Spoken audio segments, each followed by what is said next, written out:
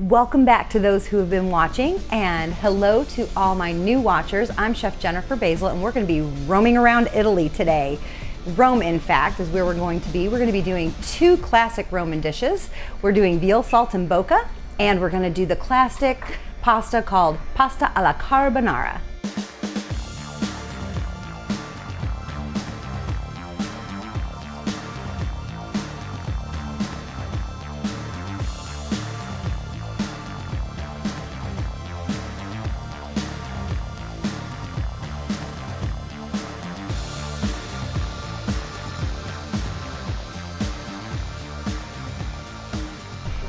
So staying in central Italy, we are in Rome today. I thought we'd be festive for our Roman holiday.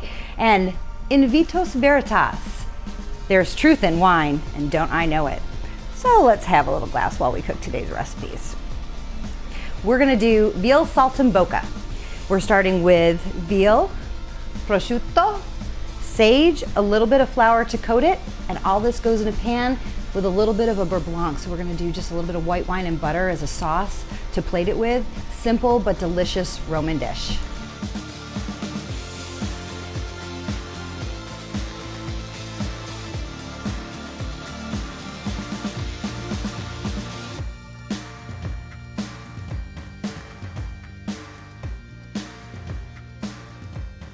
Okay, to get our veal prepared, we've got veal scallopini. If you can't find veal scallopini, you could get cutlets and pound them down. Actually, if you're frustrated that day, that's a good way to get out your anger, is to take that meat tenderizer and pound it out. But we have already got some very thin slices.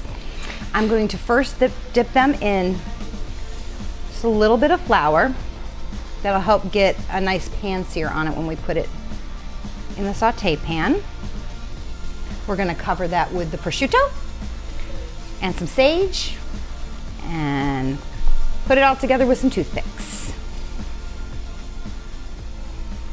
Very, very simple but flavorful dish.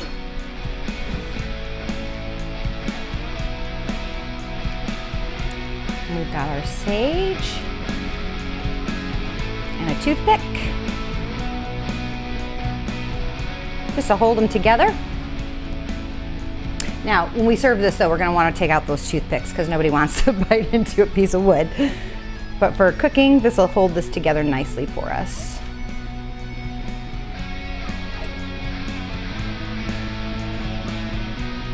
All right, let's take it over to the stove and put it on a hot pan, and we'll get these cooked. It doesn't take long because these are thin slices of veal.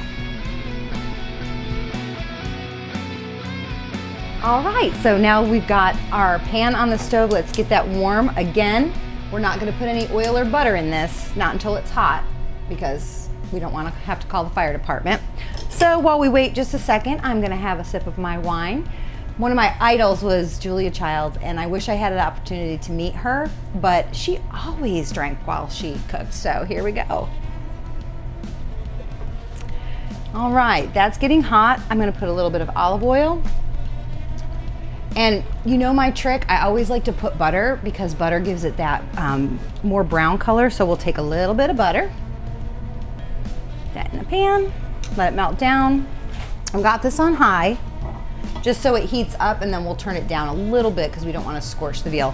These are such thin slices, this literally will probably only take 3 to 5 minutes to cook. And I like a cast iron pan. You get also that same kind of nice sear with a cast iron pan, more than you would with a stainless steel saute pan. But the key to getting this to not stick is always to have a nice coating of oil or butter in the pan before you put your meat in or your fish, and make sure it's well coated. It's starting to sizzle, so I think we're getting the heat that we need. The other trick too is not to crowd the pan. If you crowd the pan, you get moisture out of your food, and then you won't get that nice brownness on it. Got a nice sizzle. We're gonna actually start with the bottom side, so not the top. That'll be how we finish it. So just put that down like that. I think we'll do 2 at a time. because of the size of the pan. And we're gonna let that cook.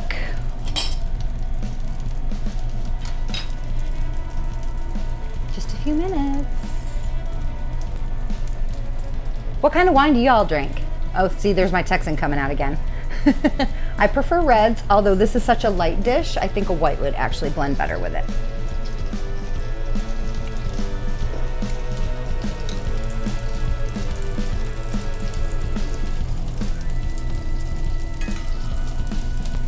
We want that sage to get crispy, the prosciutto to have a little bit of crunch to it. We're gonna make a little wine sauce, because I like wine, to go with this dish as well. That's not traditional. Veal saltimbocca just typically is the veal scallopini with the prosciutto and the sage, but I think a nice little wine butter sauce at the bottom will just give it some lusciousness.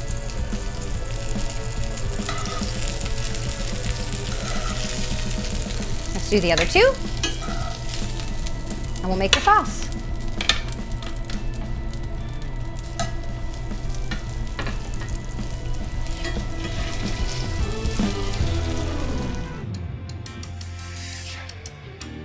We've got the veal saltimbocca ready. I want to make a little bit of a sauce. So the first thing I'm going to do is actually, let's pull this off, because we did get a little bit of brown bits in the pan. So we're going to deglaze with some white wine. I'm pulling it off the heat so it doesn't like flambe in my face.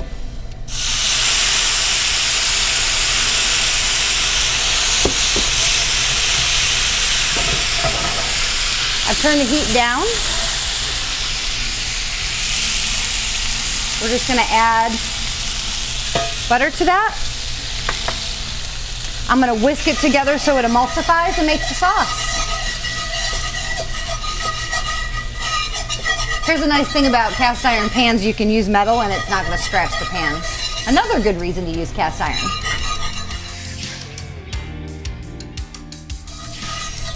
Let that cook down just a little bit, so it has a nice consistency to it before we put it on the plate. All right, let's take this over, get it plated with our glass of wine. We've got our sauce ready, the veal's ready. Let's make a pretty presentation. Take a little bit of that sauce.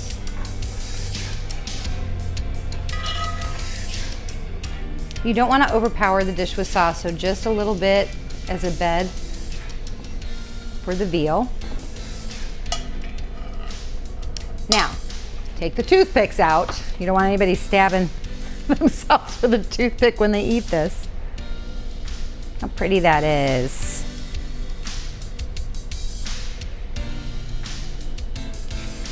And we'll enjoy that with a nice, dry, crisp white wine.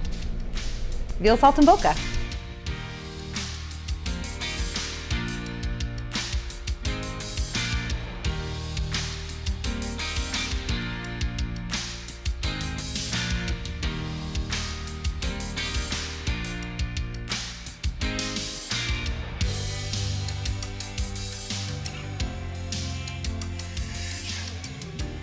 We're still in Rome, so we are going to make carbonara alla romano, if you want to be specific.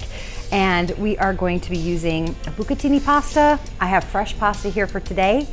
We have guanciale. A lot of people use bacon or pancetta, but we're going to use guanciale, which is cured pork jowl, pecorino, eggs. Very simple, but very flavorful Roman recipe. And you want to make sure too that you cook it well, because it's so simple. You need to make sure that your technique is good. So let's start by taking the egg yolks.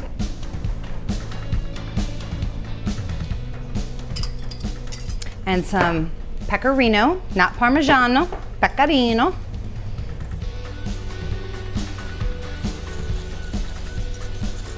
And you're adding this till it almost forms a paste.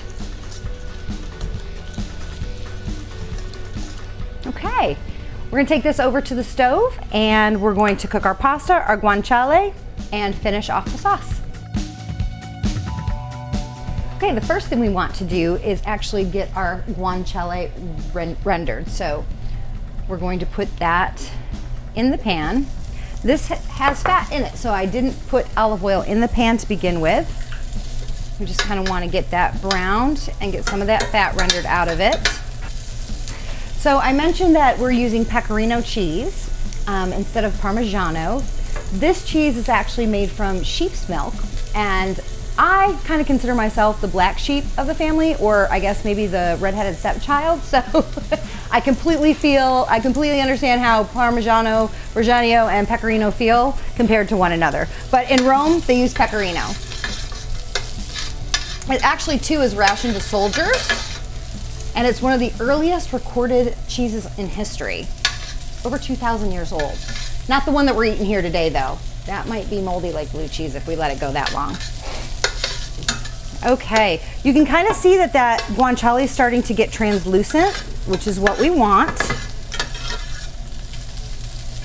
And guanciale is a little bit more pungent than a bacon. It's got a little bit more of a robust flavor to it, as well as pecorino. It stands up well to robust meats.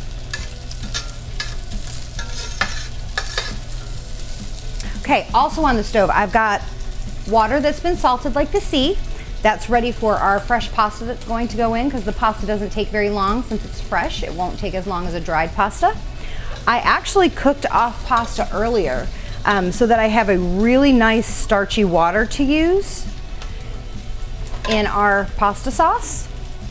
And then I've got water at the back of the stove that I'm going to get simmering, because our paste, as we stir that over that simmering water, will kind of loosen into a nice creamy silky sauce.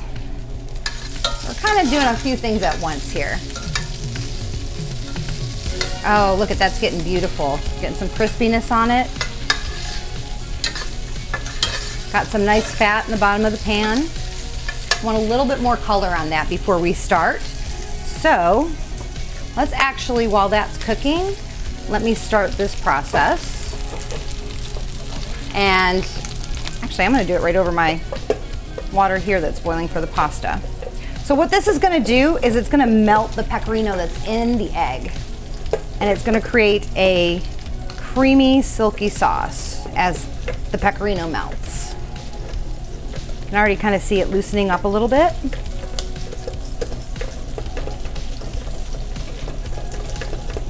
I swear, I should have better arm muscles with all the whisking I do.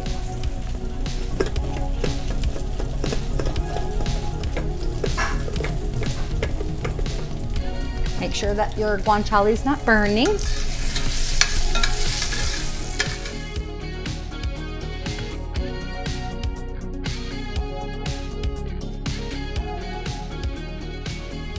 So I mentioned to my friend who was wanting to take a vacation, I said we have got to go to Italy, and I think Rome is going to be our first destination. And you need to stay tuned, because this is not the only pasta recipe that we're doing from Rome. This is one of 4 traditional Roman pastas. Add a little bit of pasta water into that, kind of loosen it up a little bit. And the hot starch water will also help to melt that cheese.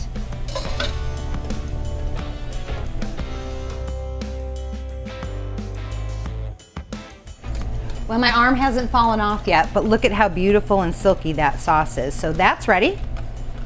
Let's get our pasta in the water cooking. And again, I'm using a fresh bucatini. You could use a spaghetti or the one in between. I'm going to use some bucatini. And the water is at a rolling boil. This will only take a few minutes, but while that's boiling, I'm going to pour off some of this rendered fat. We don't need quite as much. We don't want a greasy pasta, but we do still want some fat. That will kind of help emulsify everything. So a little bit of the fat, a little bit of the pasta water, and as soon as our pasta is ready, we're going to add our pasta. This will take just a second. And you want your pasta al dente. I know we say that all the time. It means it has a little bit of tooth, a little bit of bite to it. And don't go throwing your pasta up against the wall to make sure it's done either. This is gonna continue cooking when we put it in the pan, so I'm gonna do it a little bit under what it needs to be. So maybe 2 minutes instead of 3.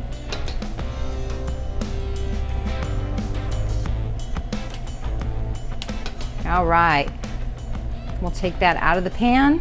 It's gonna marry with our rendered fat and pasta water.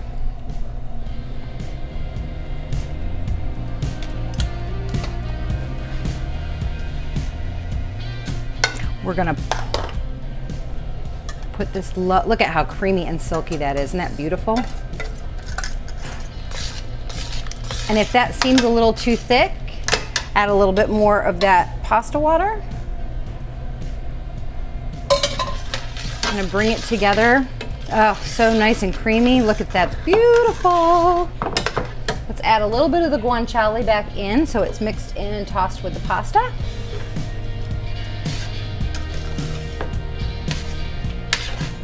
Isn't that gorgeous? Oh, so unctuous. The pecorino adds a little bit of umami, which is kind of that taste that you get in your mouth that has that silky kind of feel to it. Makes everything so good. I think they call that your sixth sense.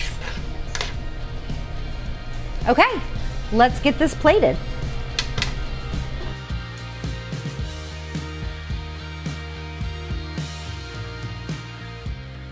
We are ready to plate our carbonara, our classic Roman pasta. There are 4. If you stay tuned, we're gonna do a couple more, and I'm gonna show you how to make pasta, so you have to keep watching. We are ready to plate. I wish I was better at using tweezers. You see all these professional chefs, which I am one, using the tweezers to twist their pasta. I'm not that talented. And but besides, who has tweezers at home? I mean, really, other than the ones you know, tweeze your eyebrows with. So we'll just take our tongs and kind of create a nest.